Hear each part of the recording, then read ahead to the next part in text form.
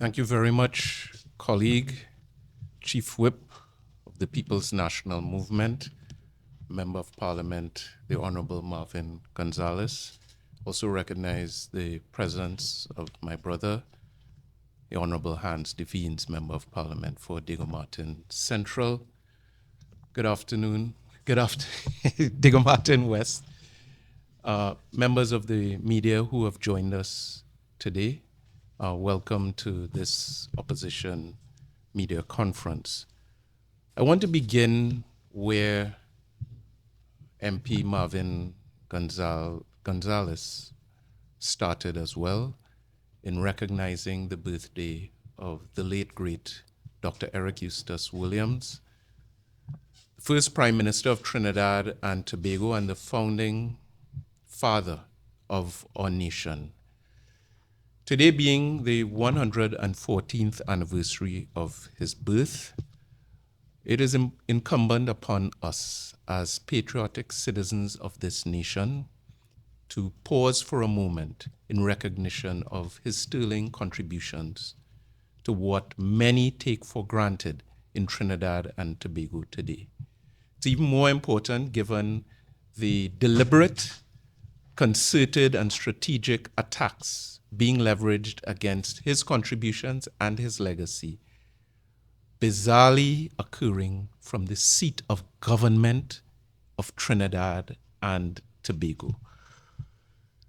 I recall when I first walked into Queen's Royal College as a young student, one of the names on the wall at the hall of QRC is Dr. Eric Williams. He was one of the early National Scholarship winners of Queen's Royal College and in Trinidad and Tobago, and his name remains there to this day. And that was in part my own inspiration to work hard, to apply myself, etc. I was blessed eventually to have my own name up there, some distance from his. I'm a little younger than he was, also on that wall, and it is my hope that generations to come would be so inspired as well.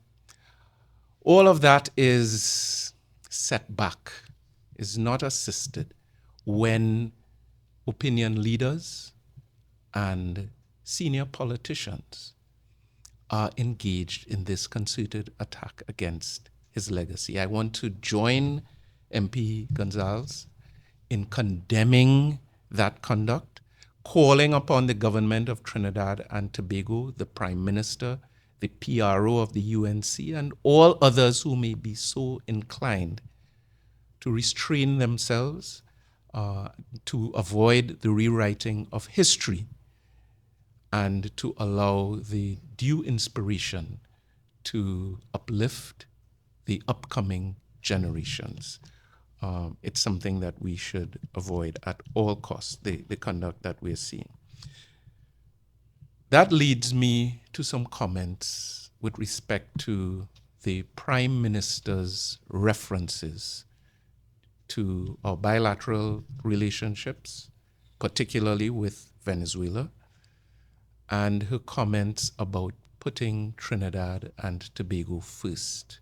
I think members of the media would acknowledge that that has now become a sort of standard point of rhetoric from the Prime Minister. When asked or challenged on any point, she would simply throw in a phrase, well, I believe in putting Trinidad and Tobago first. We've seen this tactic utilized other parts of the Western Hemisphere where it's really a case of sloganeering. But when you examine behind the slogan, there is insufficient substance, very little substance to back it up. So what exactly is she referring to? I'm putting Trinidad and Tobago first. First of all, the UNC is on record. In fact, she herself is on record as commending the putting of party before country. That came out of her lips, to my recollection. Additionally, when you engage in concerted firings of individuals, especially those on the lowest rung of the socio-economic ladder, is that really putting Trinidad and Tobago first? When you engaged, and it still occurs, in concerted attacks against independent senators who are prescribed by the Constitution of the Republic, is that really putting Trinidad and Tobago first? When you attack the foundation of our very existence as an independent nation and as a republic, is that really putting Trinidad and Tobago first? When you, first of all, avoid supporting and denying your presence at independence and national events for years, consistently when in opposition, is that putting Trinidad and Tobago first? And then as Prime Minister, when you have the first opportunity in 2025 to cause to be convened the National Independence Celebration, you cancel those. Is that putting Trinidad and Tobago first? And I just want to remind the media and this country that it was this same Kamla Persad-Bissessar and her colleagues within the UNC who were part of a move to remove Republic Day as a public holiday in Trinidad and Tobago. And I don't want this season to pass without due reference to that. It fits into this whole context of what they are about while, well, first of all, while in opposition, and certainly while they're in the government.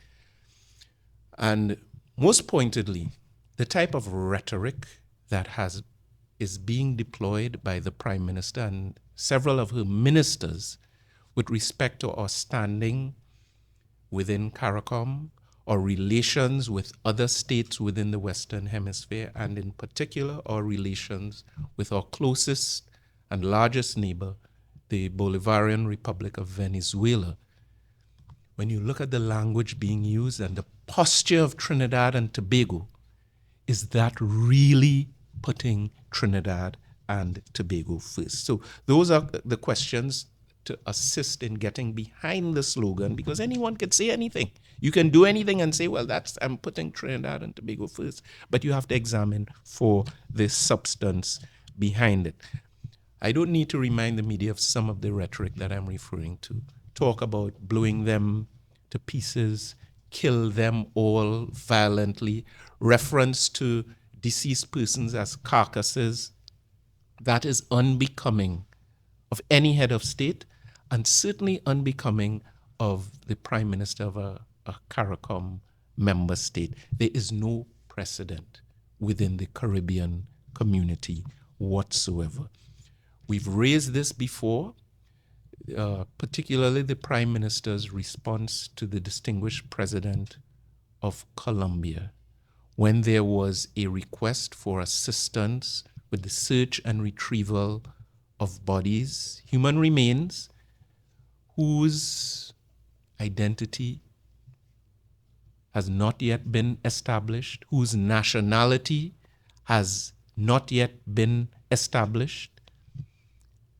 The response of the Prime Minister of this country was deplorable. References to carcasses, that's not how Trinidad and Tobago refers to any human remains, notwithstanding their activities or alleged activities. References to, we will not assist in the search for any remains. Again, I want to point the media and the population to international law, the Geneva Convention, which demands and anticipates a very different disposition from any government and member state of the United Nations.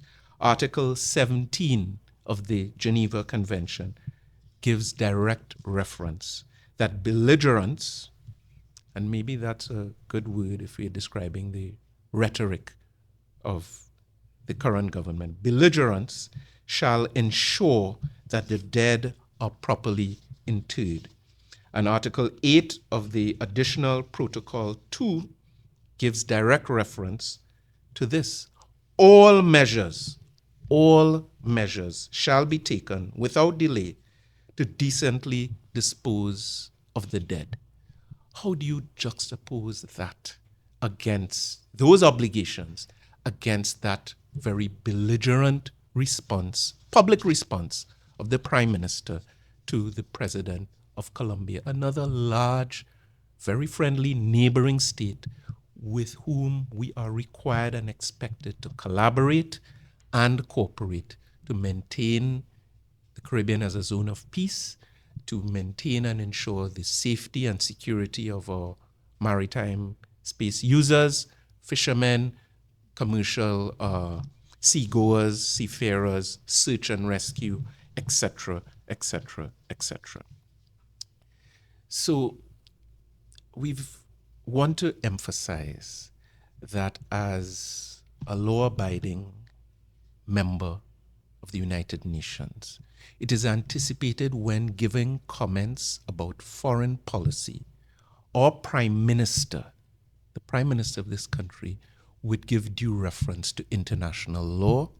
Such references have been completely absent in her postures, her declarations, her WhatsApp messages, and the other means with which she has been interacting with the media.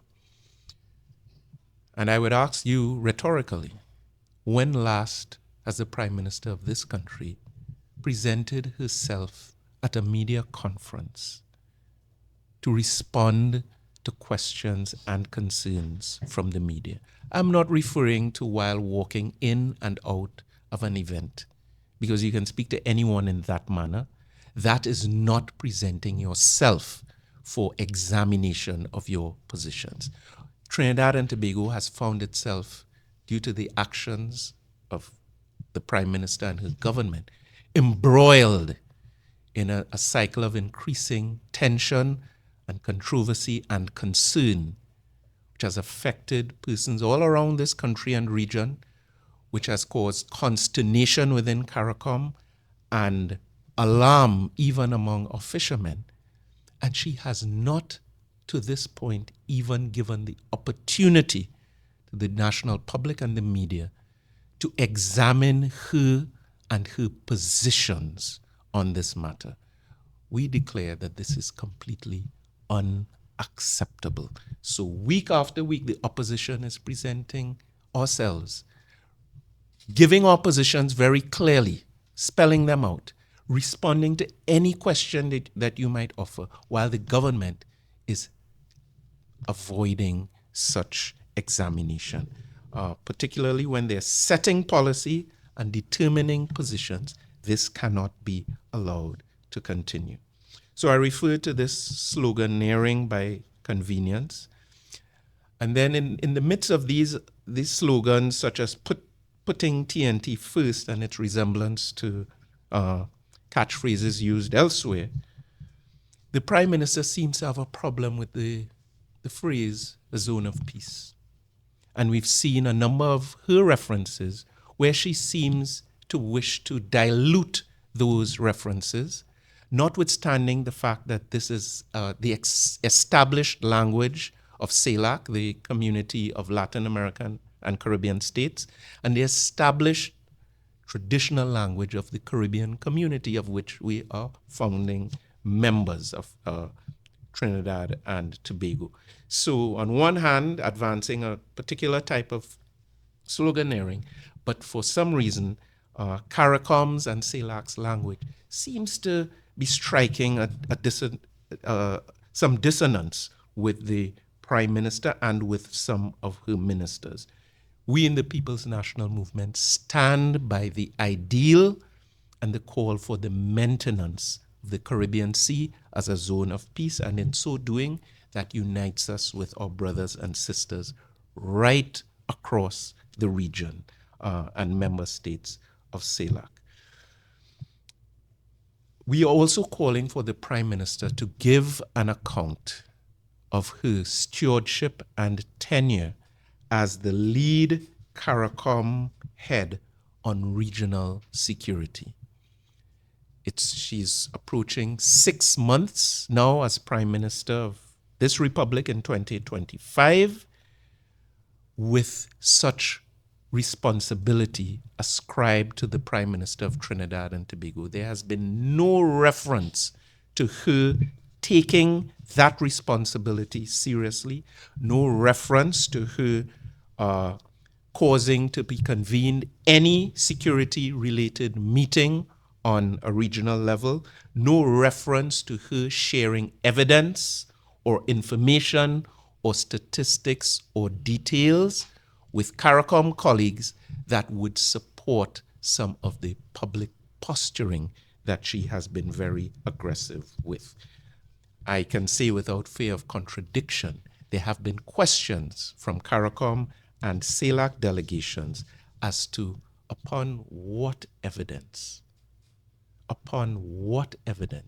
has Trinidad and Tobago been declaring their support for certain military actions that have occurred in the Caribbean Sea recently.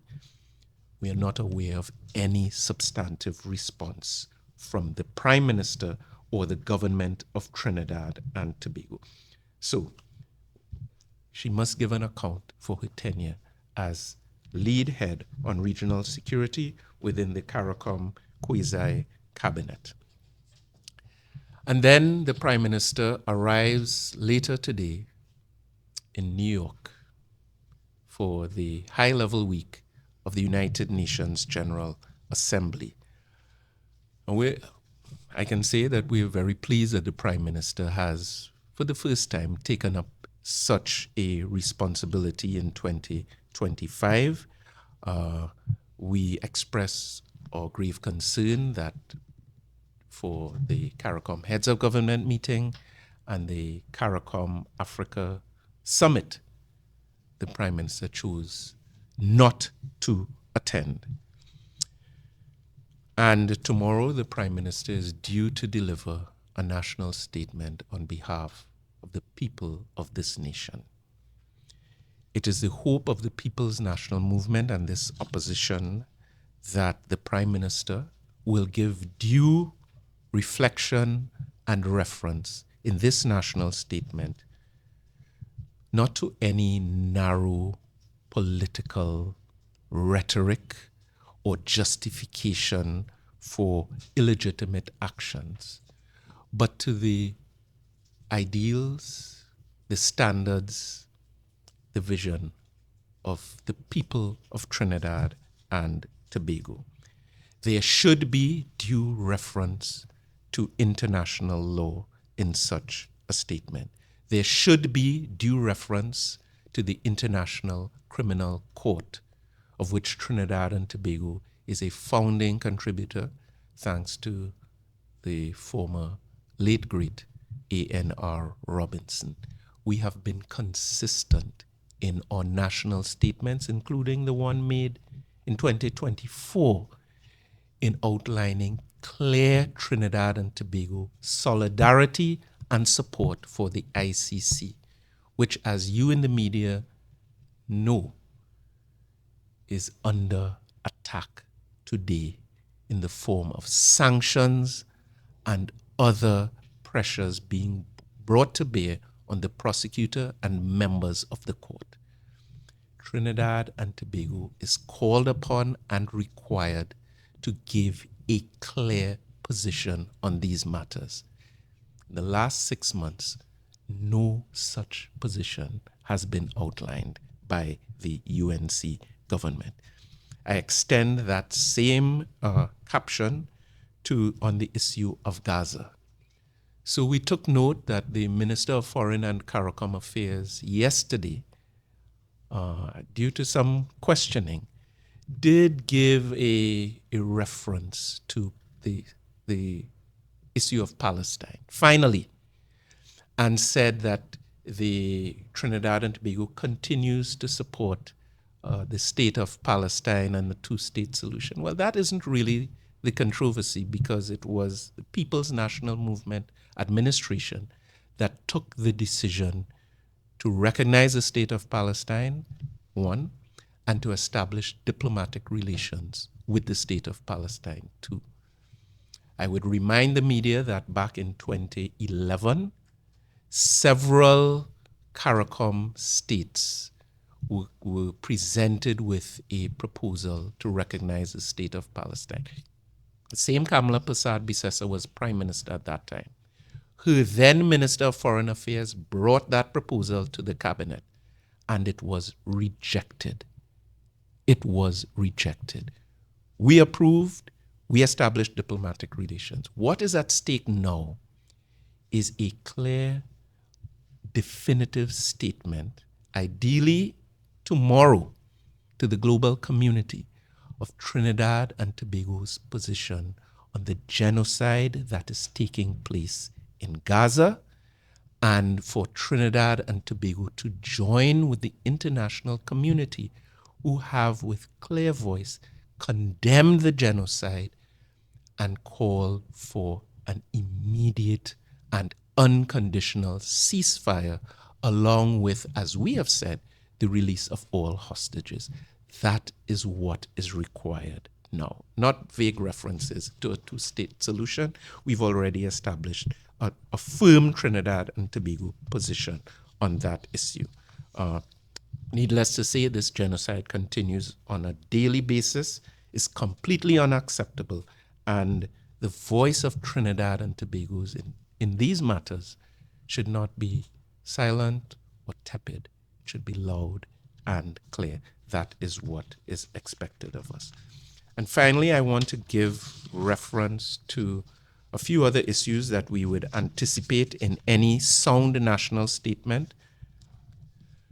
Clear commitment on climate change. It may not be as fashionable in the Western Hemisphere these days, but principles are only of value when in times of inconvenience. So these are principles, and we should stand by them, notwithstanding a prevailing political, hemispheric, or global shifts. Climate change, as a small island developing state, is an existential issue for Trinidad and Tobago. And then the plight of the vulnerable. We talk about the vulnerable within a state, but there's vulnerability in the global community as well. So besides Gaza, the issue of Haiti, the plight of immigrants and how many are being treated within the Western Hemisphere, the issue of reparations, all of these form important pillars of any substantive Trinidad and Tobago national statement. MP Gonzalez referred to our distinguished leader of the opposition attending key meetings in New York at this time as well. I want to make it very clear, Mrs. Penelope Beckles-Robinson did not invite herself or storm. I saw some very sad references to storming something or storming any event. These were definitive and formal invitations extended to her, given her stature in Trinidad and Tobago, and given her long and distinguished service, including her service as a senior diplomat of this country, representing our nation at the highest level at the United Nations. So one of those fora is the Building Shared Infrastructure, Climate, and Health Resilience Through Innovation. This is one of the very important side events at the UNGA, and Health Innovation Exchange, which actually takes place today. The distinguished leader of the opposition will be contributing, not just sitting in the audience, contributing on the Health Innovation Exchange and the other forum that I referenced a few moments ago. So all of this to sound a note of concern and warning with respect to Trinidad and Tobago's stance. Our global and regional image is being negatively affected by the posture, the rhetoric of the current Prime Minister, and certainly certain ill-informed members of her government. As we always have, the People's National Movement and this current opposition will be here to respond to you and also to lay out our clear priorities and principles for Trinidad and Tobago. Thank you, and I look forward to your questions later in the program.